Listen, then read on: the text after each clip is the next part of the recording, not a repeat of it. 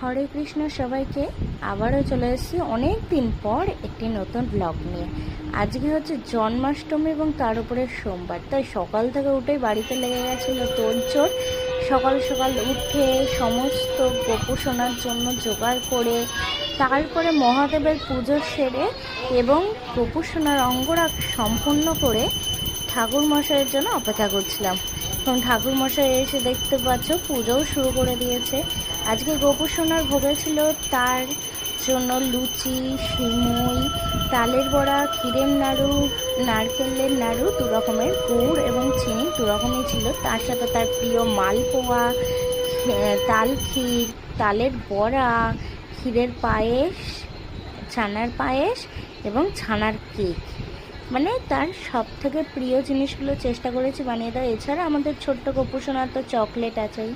Hare Krishna.